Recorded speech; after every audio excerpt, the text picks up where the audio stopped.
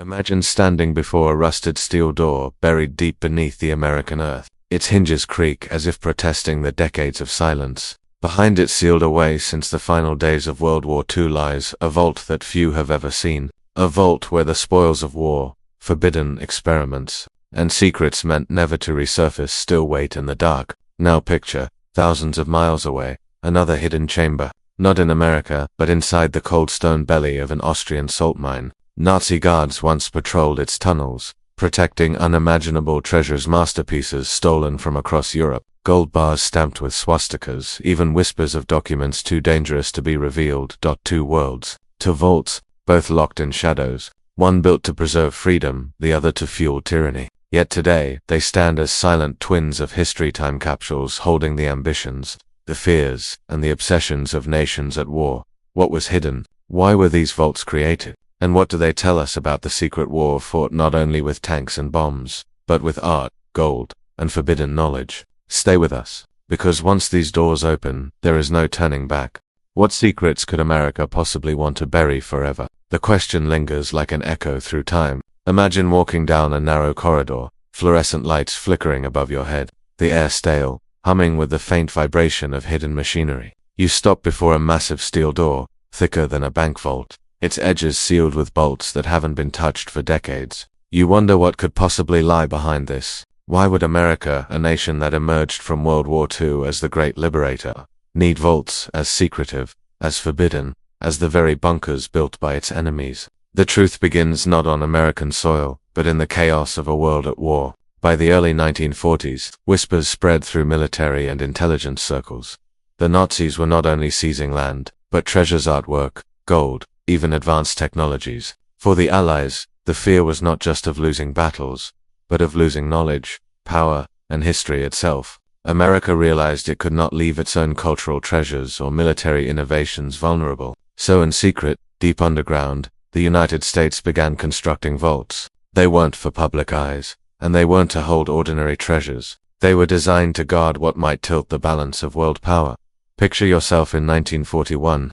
As the world trembles, the White House buzzes with telegrams from Europe, Nazi divisions storming through Poland, France collapsing in weeks, and reports of German soldiers walking into museums like conquerors of culture, stripping walls bare of masterpieces that had survived centuries. Imagine the shock in Washington when agents confirmed that priceless paintings, sculptures, manuscripts, works by Da Vinci, Michelangelo, Rembrandt were being spirited away into underground chambers in Austria and Germany. If the Nazis were building secret vaults, America would need its own, but for an entirely different purpose. Now imagine being an American scientist at that time working on a project so dangerous, so world-shaking that even your family has no idea where you go every morning. In dusty deserts and remote labs, men and women were racing to harness nuclear fire, to split atoms and create a weapon unlike anything the world had seen. The Manhattan Project, but with secrecy came fear. What if Nazi spies discovered documents, blueprints,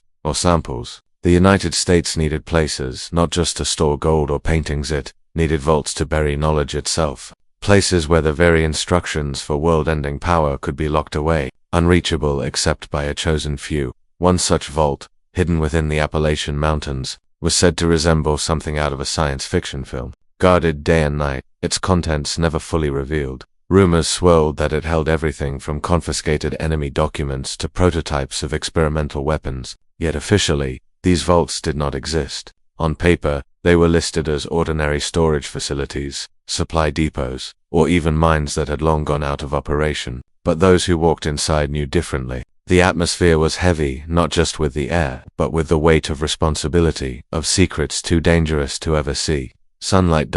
And here's where the comparison grows haunting. In America, these vaults represented protection, preservation, the safeguarding of secrets in case of a catastrophic Nazi breakthrough. But in Nazi-controlled Europe, vaults and salt mines were used as prisons for art, gold, and sometimes even human beings. As Allied soldiers advanced, stories emerged of entire trainloads of treasure vanishing underground, hidden in labyrinthine tunnels carved through salt mountains. To this day, some of those treasures remain unaccounted for. But let us return to America in 1942. Step into Fort Knox. The very name conjures images of impenetrable walls, endless corridors of gold stacked in perfect order. Yet Fort Knox was more than a vault for bullion. During the height of the war, whispers claim it held the U.S. Constitution, the Declaration of Independence, and even Britain's Magna Carta, shipped overseas for safekeeping. Imagine the weight of history itself, carried in armored convoys, moved like contraband in the dead of night. Guards had orders to shoot without hesitation. If enemy bombers crossed the Atlantic, if sabotage was attempted, America would make sure its very identity, its founding papers, its symbols of liberty would not be lost. But Fort Knox was only the beginning. Lesser-known vaults dotted the American landscape, each with its own forbidden purpose. In New York, beneath the Federal Reserve, rumors told of secret chambers that did not appear on any architect's map. In Pennsylvania, abandoned mines were repurposed, with steel doors installed and guards sworn to lifelong silence. To the public, these were invisible. To the government, they were lifeboats for civilization itself. Think of the irony. As American soldiers prepared to storm beaches in Normandy, as bombers flew over Berlin, a quieter war was being fought underground. A war of hiding, storing, protecting, and sometimes erasing. Documents captured from enemy spies were locked away, never to be released. Nazi research into rockets, chemical weapons, even strange occult experiments, all transported, catalogued, and sealed. Some files so disturbing that generals ordered them locked for 100 years, so the question deepens. What did America fear most? Was it losing gold, or was it knowledge falling into the wrong hands? Why were some vaults sealed and forgotten, as if even decades later, their contents might still be too dangerous to open? Imagine being a young soldier in 1945, assigned not to the battlefield, but to one of these vaults. You stand guard, rifle in hand, watching crates disappear into the earth. Some are labeled in simple military codes, others left completely blank. No explanation given, no inventory recorded. You ask your officer what's inside, and he only stares at you with cold eyes, saying, "Don't ask again." And yet, even as America locked away its own secrets, the enemy was doing the same on the other side of the ocean. Deep in Austria's Altaussee salt mine, the Nazis had filled miles of tunnels with treasures, art, jewels, even gold teeth pulled from concentration camp victims. For Hitler, these were not merely spoils of war, they were symbols of a twisted empire he dreamed would last 1,000 years. If Berlin fell, at least the salt mines would hold his legacy, hidden in darkness. Two sides. Two vaults, both obsessed with secrecy, but the difference was profound. America's vaults, though forbidden, were designed to save to shield civilization's knowledge, to keep dangerous technology from destruction or misuse. The Nazi vaults, however, were monuments to plunder and greed, built on the suffering of millions. But here's the chilling twist. When the war ended, and Allied forces stormed into those Nazi salt mines, they did not just find stolen treasures. They found something else, something that made generals pause, something that demanded silence. Documents, research, experiments that hinted at weapons and ideas far ahead of their time. And those crates, those files, did not stay in Austria. They were taken carefully, secretly, and brought westward, to America, to its forbidden vaults. So the story is not of two separate worlds, but of a connection, a bridge of secrecy between the Nazi salt mines and America's hidden chambers. What was once buried in Austria ended up buried again in Appalachia or under Fort Knox. The war had ended, but the vaults had only just begun their silent watch. But here's the question you must ask yourself. If some of those vaults remain sealed today, untouched since the 1940s, what knowledge still lies within? What documents, what inventions, what truths remain hidden not from the Nazis, but from us?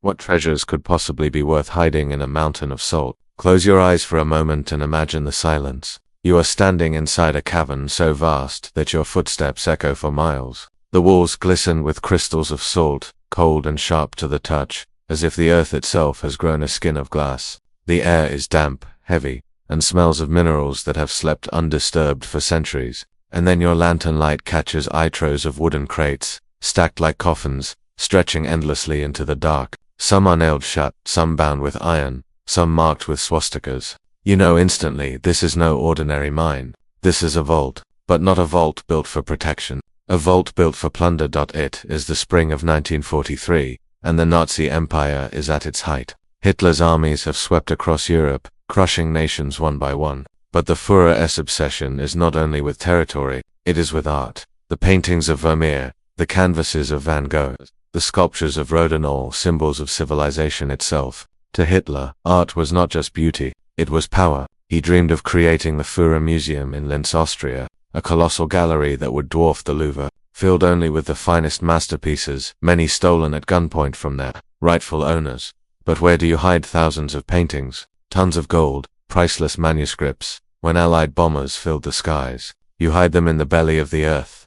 The Nazis turned to salt mines, centuries old, carved out by generations of miners. These labyrinths were perfect vault-stable temperatures, deep underground, resistant to fire and bombing. Among them, none was more infamous than the Altausee salt mine in Austria. It became a warehouse for Europe's stolen soul.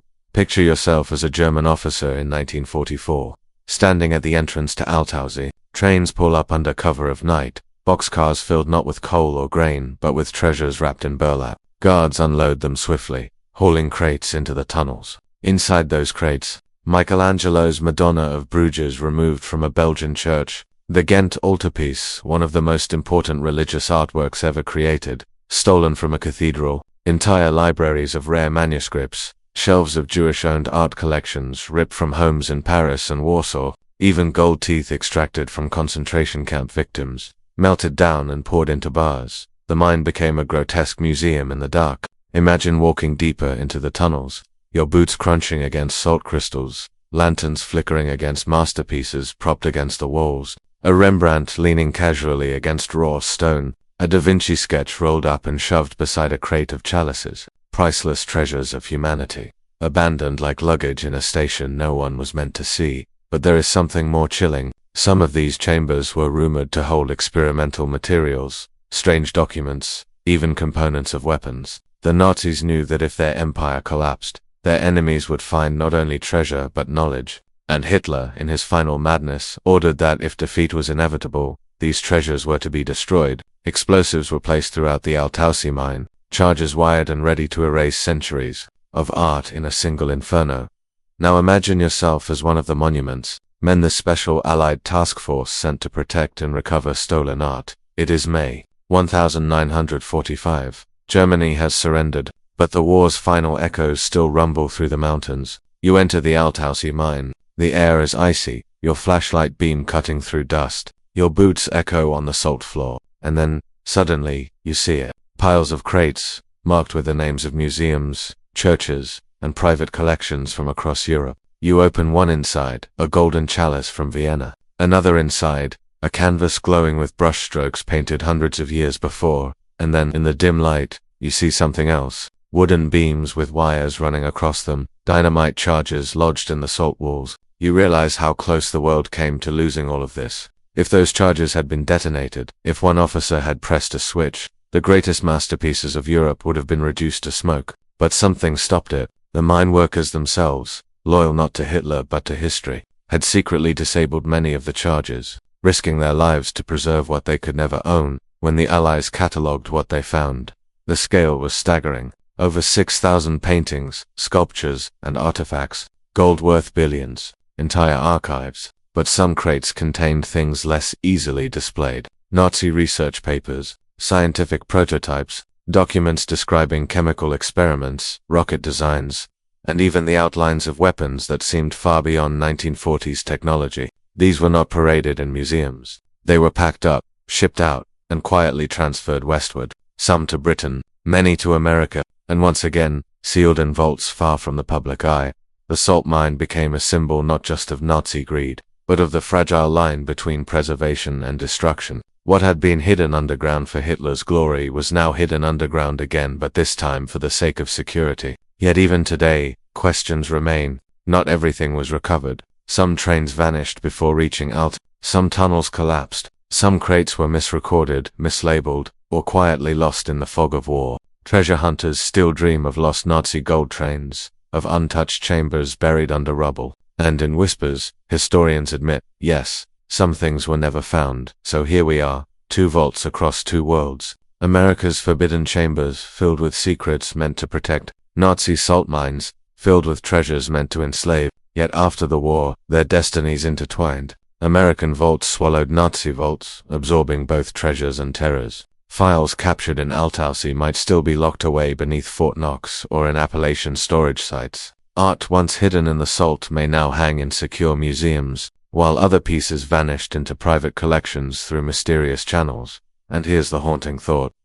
If entire masterpieces could disappear without a trace, if trainloads of gold could slip into the earth, what else might remain sealed, untouched, waiting for someone brave or reckless enough to open the wrong door? The Nazis believed they were building monuments for eternity, entombing their empire's legacy in salt. America believed it was protecting humanity by locking knowledge away in steel. Both were right, and both were wrong, because in the end, secrets have a way of escaping. But what happened when America's own vaults absorbed Nazi science, Nazi treasures, and Nazi minds? What deals were struck in the shadows? What knowledge crossed the Atlantic, hidden not in ships of soldiers, but in boxes of secrets? What if the most dangerous secrets of the Nazis were not destroyed, but recruited? Picture yourself in 1945. The war is ending. The cities of Germany lie in ruins, and Allied soldiers are marching through the smoking rubble of a fallen empire. Hitler is dead, the swastika flags are torn down, and Europe is beginning to breathe again after years of terror. But even as the guns fall silent, a new war is already being born, not in the open, but in the shadows. The Allies, especially the United States, have realized something terrifying. The Nazis may have lost, but their secrets locked in those minds, buried in vaults, scrawled on captured documents, are too powerful to simply be destroyed. And worse, if America does not take them, someone else will. Imagine a meeting room in Washington, the curtains drawn, the air heavy with cigarette smoke. Generals, scientists, and intelligence officers sit around a polished table. On that table are files recovered from Nazi vaults, rocket designs far ahead of anything America possesses, notes on jet propulsion, schematics for guided missiles, even chilling medical data, gathered in horrific ways, but undeniably real. The men in the room know one thing: these secrets cannot be left behind. They cannot be allowed to fall into Soviet hands. And so begins one of the most controversial operations in American history, Operation Paperclip.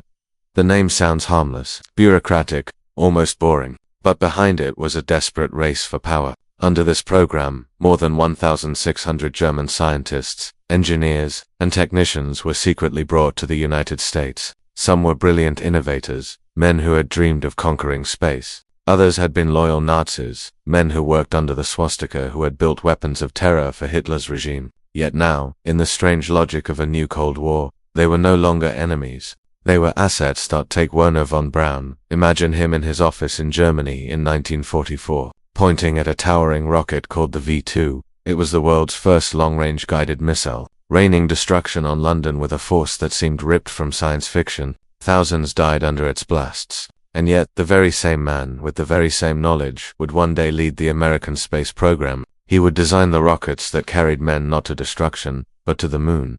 But von Braun was not alone. Hundreds of other scientists, some with dark pasts, boarded American ships and planes under false names, their Nazi records scrubbed or hidden. They arrived in secret bases in Texas, Alabama, and New Mexico. Their work became the foundation of America's Cold War arsenal: jet fighters, rockets, satellites, nuclear delivery systems. It is a chilling thought. The very technology that terrified the Allies in war became the technology that protected them in peace. And yet, not everything brought across the ocean was so visible. Imagine crates marked classified being lowered into the bowels of American vaults. Inside, not paintings or gold, but pages, thousands of pages. Research into chemical weapons, experiments on human endurance, studies of poisons and plagues. These were too dangerous to display, too morally corrupt to ever acknowledge, and so they were buried, locked away in the same forbidden vaults that held America's own secrets, deep in mines and steel chambers where no one could ask questions. The moral dilemma is impossible to ignore. Imagine being an American officer in charge of deciding, on one hand, you know these men built rockets that killed civilians. These files record experiments on unwilling prisoners. On the other hand, you know the Soviets are waiting, ready to snatch up every scrap of knowledge left in Germany. If America hesitates, the balance of power could shift overnight. So choices are made, quietly, ruthlessly. Some files vanish into vaults. Some men vanish into new lives in America. Now ask yourself, what does this mean for the vaults themselves? No longer were they just guardians of American secrets. They became sanctuaries for stolen knowledge, both the noble and the nightmarish. In the darkness of those chambers lay not only the treasures of the old world, but the blueprints of the future world. And many of those blueprints were born under the banner of the swastika. Consider the irony. Hitler's dream of a 1,000-year Reich collapsed in less than 2 decades. But his scientists, his research, his ambitions, they lived on, rebranded, repurposed, redirected under the stars and stripes. Rockets that once bore the Nazi eagle now bore the American flag, and much of that transformation happened in silence, shielded by vault doors and classified files that the public would never see. But secrets have shadows, and those shadows sometimes escape. In the 1950s, rumors began to circulate. Whispers of German scientists working for NASA, whispers of vaults where forbidden experiments were stored. Journalists tried to dig, but the files were stamped top secret. Politicians asked questions, but the answers were vague. The vaults remained silent, their contents hidden from the very citizens whose taxes built them. Picture yourself as an American soldier stationed near one of these vaults in the 1950s. You hear the rumors from the guards. Some say the crates contain Nazi gold. Others say they hold documents too dangerous to be read. Once in a while, men in suits arrive, escorted inside, leaving hours later with briefcases chained to their wrists. You never see what's inside, but you feel the weight of history pressing down, heavier than the steel door you guard.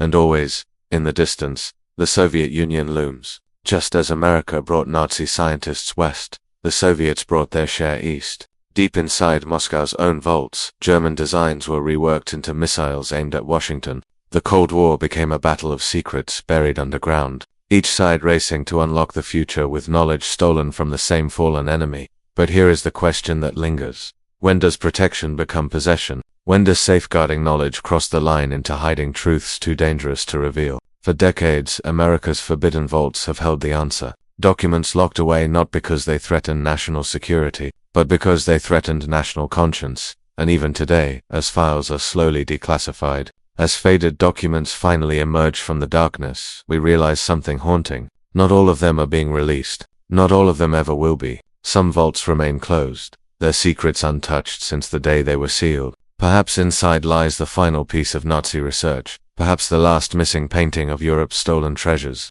or perhaps something even stranger, something we are not ready to face.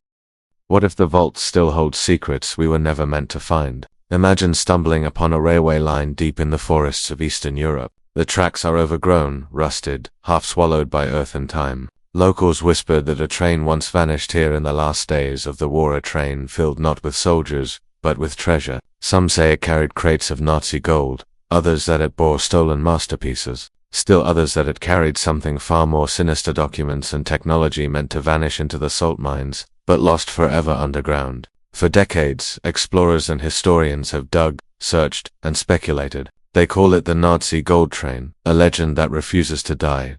And here lies the strange truth. The deeper you go into the story of hidden vaults, the harder it becomes to separate fact from myth. Some legends have been disproven, others remain tantalizingly possible, and some Some are deliberately obscured, buried beneath classified files. Myths grow in the darkness where official history refuses to shine its light. Take Altasi, the salt mine we explored earlier. Officially, thousands of artworks were recovered there, yet rumors persist of sealed chambers never opened, of booby-trapped tunnels collapsed on purpose, of masterpieces still hidden in the salt. Hunters with flashlights and picks still venture there, convinced that beneath the layers of rock, something unspeakably valuable waits. And in America, the same kind of speculation clings to its forbidden vaults. Fort Knox, the very symbol of impenetrable security, has been accused of holding not just gold, but secret documents from Operation Paperclip, alien artifacts, according to wild conspiracy theories, even the lost treasures of Europe.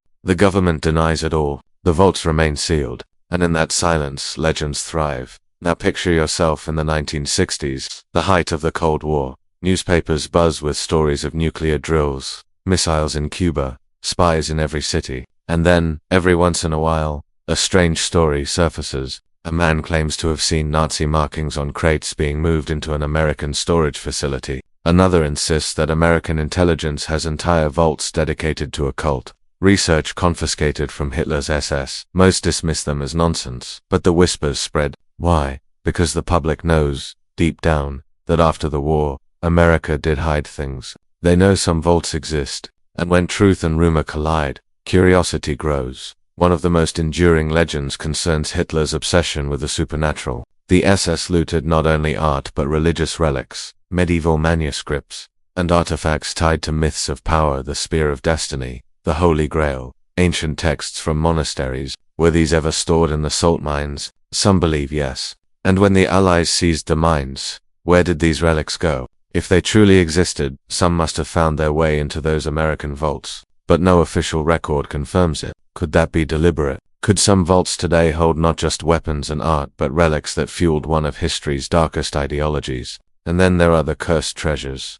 Imagine a soldier in 1945, carrying a golden chalice taken from a mine. Within months, his health collapses. Another takes home a painting and loses his family in a strange accident. Coincidence, superstition, or the lingering stain of objects stolen in blood. In towns near the mines, even today, villagers warn treasure hunters, do not disturb what was buried. Some things are better left untouched. The myths are so strong that even hardened historians admit there is a psychological weight to these vaults. They are not just physical spaces, they are haunted spaces. Haunted by greed, by violence, by the memory of everything taken and never returned. Meanwhile, in America, conspiracy theories wrap themselves around the forbidden vaults like vines. By the 1970s, people began to ask, if Fort Knox truly holds America's gold, why is no one allowed inside? Why have audits been so rare, so secretive? Some insisted the gold was gone. Others claimed it had been replaced by Nazi plunder, hidden away until it could be quietly sold or studied.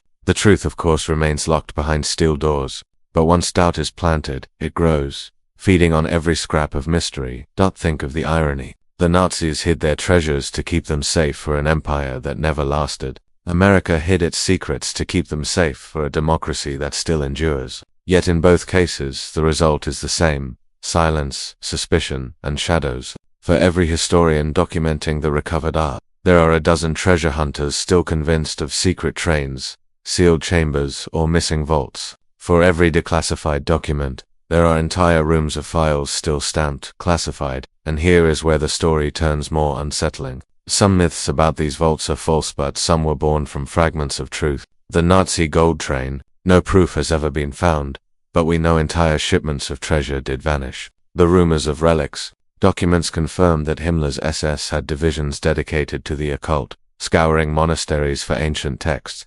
Did all those items simply vanish, or did some find their way west? As for America's vaults, Operation Paperclip was once dismissed as a conspiracy. Today it is a matter of historical record. What was once rumor is now fact, which means some of today's rumors may one day prove true as well. So what does this mean for us? Looking back, it means that the vaults, whether buried in salt or steel, are not just places of history. They are mirrors of our fears and hopes. They reflect our obsession with secrets, with the idea that somewhere out there lies a locked door that, if opened, could rewrite everything we know about the past, and perhaps, about the future. But what if one of those doors did open? What if one of those vaults was breached, not by governments but by ordinary people? What truths would spill out? Would we find only paintings and gold? Or would we find something so shocking that history itself would tremble? Because the greatest secret of all is not what the vaults contain. It is why they remain locked.